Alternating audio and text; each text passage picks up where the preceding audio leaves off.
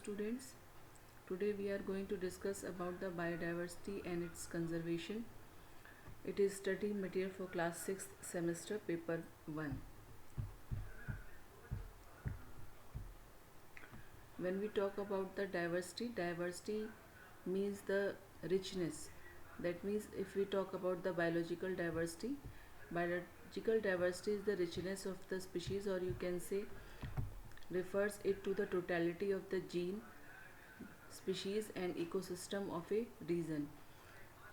It has different levels: genetic diversity, species diversity and ecosystem diversity. When we talk about the genetic diversity, it is the sum total of the genetic information contained in the genes of an individual of a plants, animals and microorganisms that inhabit the earth. If we talk about the species diversity, it refers to the variety of living organisms on earth and has been variously estimated to be between 5 and 50 millions or more, though only about 1.4 millions have actually been described. In case of ecosystem diversity, it relates to the variety of habitats, biotic communities and ecological processes in the biosphere. So these are the different levels of biodiversity. When we consult about the ecosystem biodiversity, it is alpha diversity, beta diversity and gamma diversity. We can understand through this diagram. In case of alpha diversity is a diversity within a community. If there is a diversity within a community, it is alpha diversity. If it is a diversity between two communities, it is a beta diversity. In this way we can understand through this diagram. If we consider this diversity, if there is a difference between within this habitat between the different communities, this is alpha diversity. If we consider two habitats, one is this and second is this, then there is a difference between or comparison between both habitats, then it is called beta diversity. When we talk about the gamma diversity, it is a diversity of a region. Within region there are many habitats occupied by different types of plant communities. If we consider all, then that is called gamma diversity.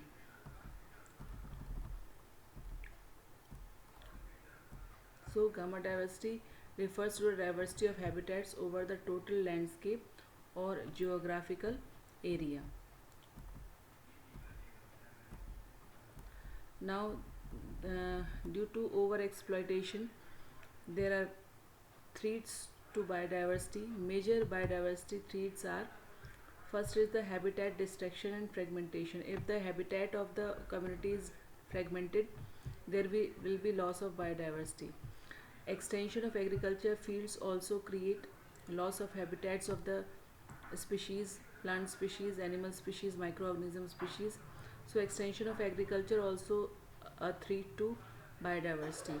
Filling up of wetlands is a next threat to biodiversity. Conservation of rich biodiversity site for human settlement and industrial development also create threats to biodiversity. Destruction of coastal areas cause threats to coral reef biodiversity and marine biodiversity. Uncontrolled commercial exploitation of resources result in threats to biodiversity because biological demand of species will not fulfill. Disturbance and pollution also creates threats to biodiversity. Introduction of exotic species, that is non-native of that place, also create disturbance to other species living in the habitat and create threats to biodiversity. In the similar way, when there is a IUCN body, that is International Union for Conservation of Nature and Natural Resource, who has recognized 8 red list categories of a species. According to these categories, we can find which species is under the threatened category or which species is not under the threatened category. First is the extinct category. Extinct category is a taxon is extinct when there is no reasonable doubt that the last individual has died. And next is the extinction in the wild. A taxon is extinct in the wild when exhaustive survey is known and expected habitat have failed to record an individual. Then there is another category, critically endangered. Critically endangered species are those species which face high risk of extinction. Endangered are also face high risk of extinction, but they are not critically endangered. Vulnerable are taxon is vulnerable when it is not critically endangered or endangered but is facing a high risk of extinction in the wild in the medium term future.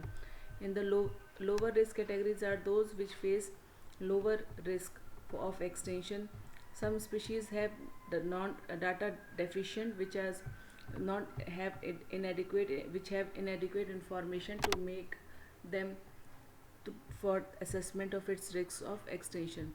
Some taxons are not evaluated when it has not yet been assessed against the above criteria.